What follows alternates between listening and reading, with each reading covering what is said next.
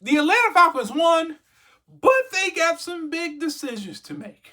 So, all right, technically the season is officially over. We all know that because the playoffs are impossible. But man, it still feels good to beat a division rival, especially that division rival down there in Tampa. Now, after that win against Tampa Bay, I'm not going to lie to you, it kind of messes with your head a little bit. I mean, it makes you think, what could this team have been if just one or two of those games over the last 5 weeks went differently? But that's not what this video is about.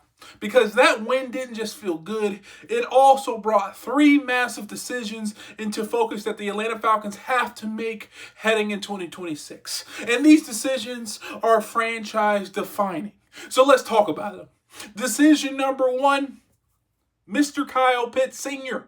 Now, this one is huge. There are already sources out there saying Kyle Pitts' performance against Tampa Bay might have earned him some money, some coin, some cheddar, and because of that, the Falcons now have a very real decision on their hands. The question I would ask you is this: do you franchise tag Kyle Pitts? Because if you do, you're committing to pay him top-tier tight end money for at least one more season. And that's not nothing. I would say it's in the range between, 17 and 20 million? It's a lot of money.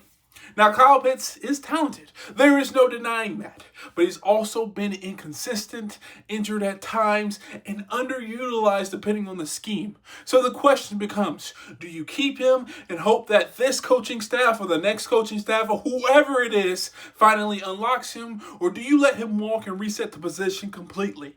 Franchise tag him and you're betting on the upside. Let him walk and you're admitting that the experiment didn't fully work. That's the decision number 1, and it's not going to be easy. Decision number 2, Mr. Raheem the Dream Morris. Now, this one everyone's already arguing about, because here's the weird thing with Raheem Morris. When the lights are brightest, when it's a primetime game, when it's a big game, the Falcons look really good. And then the other weeks, they really don't. This inconsistency has been brutal all year. And what makes this even more complicated is the mixed messaging that we've been receiving lately. First, Raheem Morris comes out and says this: Arthur Blank has my back, 100%. Which raised a lot of eyebrows. Then just a few days later, a report from the Washington Post drops saying Raheem Morris is as good as gone. Then Ian Rappaport comes out and says both the head coach and GM will be evaluated by Arthur Blank at the end of the season, which usually means a change is coming. But then, after the Tampa Bay win, Rappaport reports again that the way the Falcons played with nothing to gain and a lot to lose, well, nothing to lose, it actually may have helped Raheem Morris because the team looked like they were ready, energetic, and ready to go. So, now what? Did that win save his job? Did it complicate the decision? Or did it just delay the inevitable? Arthur Blank has to make a massive call here because keeping Raheem Morris means you're betting on the growth. Firing means you're starting over yet again. And neither option is comfortable. Now, decision number 3, this one's kind of low-key. Terry Fontenot. Now, like I said, this one is kind of a sneaky one. And honestly, it might be the toughest of the two. Well, toughest of the 3, but tougher than the 2 I just mentioned. Because yes, Terry Fontenot hasn't made the playoffs since he's been the GM at the Atlanta Falcons. That matters. That matters a lot. But also, look at the roster.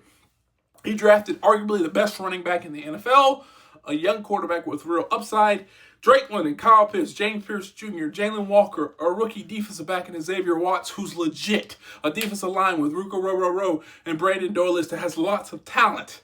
This defense is not good. This defense is really good, and that's not an accident. And this is in the most recent draft, the Falcons essentially went 5 for 5, to be completely honest. Now, here's where it gets interesting. Raheem Morris is also known to be involved in the draft process this year, and a lot of people inside the building believe that the collaboration is why this rookie class hit the way it did. So now the question becomes, do you keep Terry Fontenot because he's building the roster the right way or the flashy way, but the results haven't shown up yet? Or do you clean house because results matter more than potential? Falcons fans are usually split on this one. about 50-50. So I don't really know. Now, here's my final thoughts. Before the Tampa Bay game, these decisions really felt pretty easy, to be completely honest. Raheem Morris is gone. Terry Fontenot is gone. Kyle Pitts is not going to be here. After the win, they got a lot more complicated. And if this team finishes like 8-9, those conversations are about to get really real. Now, over the next 4, 6, 8, maybe 12 weeks, the Atlanta Falcons are going to decide what direction that this franchise should go in for the next decade. No pressure. But this, if you enjoyed this video, please do me a favor, hit the thumbs up, subscribe, and turn on post notifications. And like always, peace.